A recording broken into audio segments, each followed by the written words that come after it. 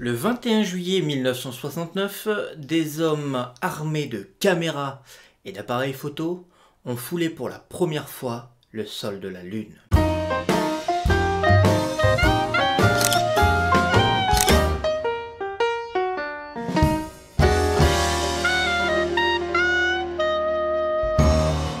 Sur beaucoup de ces photos, on ne voit pas d'étoiles. Mais alors, pourquoi?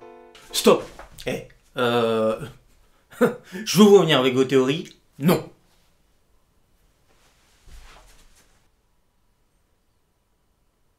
Je vais vous montrer en pratique comment ça fonctionne. Mais avant cela, il faut voir ou revoir quelques aspects techniques de photographie. Pour rappel, quand on veut une photo bien exposée, il faut connaître le triangle d'exposition. Et parmi les éléments importants du triangle d'exposition, il y en a un qui va nous intéresser plus que les autres aujourd'hui.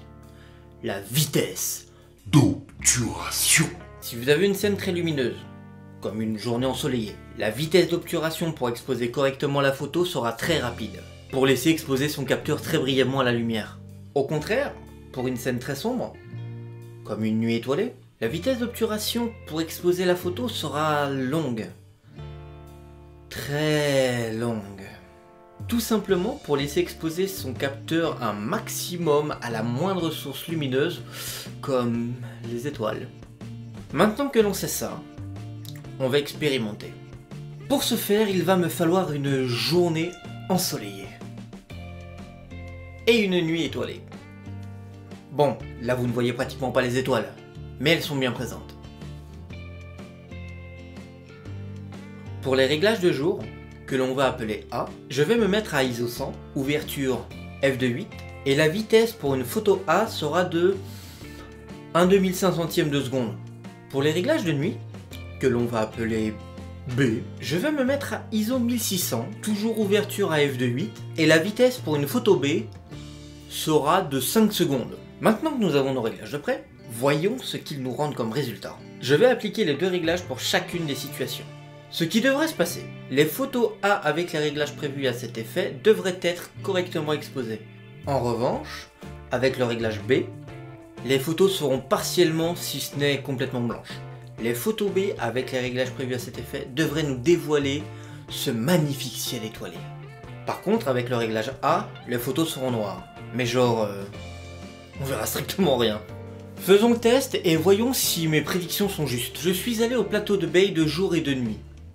Et je me suis positionné au même endroit pour les tests. Voici les photos obtenues avec la configuration A.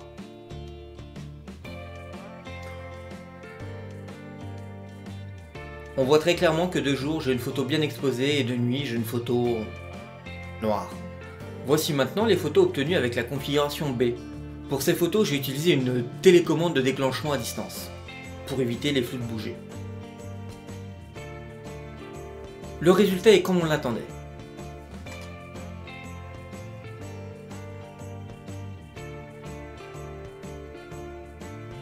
De jour, la photo est blanche, on dit qu'elle est brûlée, et de nuit, la photo est correctement exposée.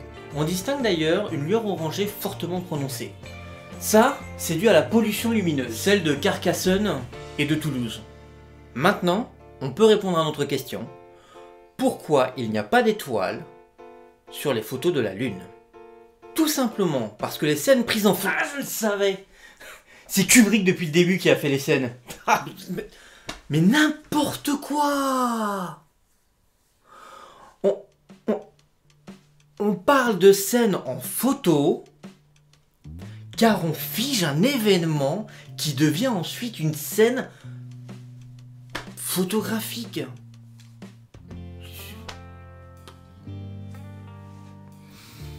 Donc pour en revenir à ce que je disais, on ne voit pas d'étoiles sur les photos de la Lune tout simplement parce que les scènes prises étaient illuminées par le soleil, qui est une source très lumineuse et donc nécessite une vitesse d'obturation rapide pour exposer correctement les photographies. C'est aussi simple que ça. Je vous montre maintenant différentes photos d'Apollo 14, Apollo 12, Apollo 17 et Apollo 11, ainsi qu'une photo de Chang'e 4, qui est les plus récentes photos qu'on a de la surface lunaire.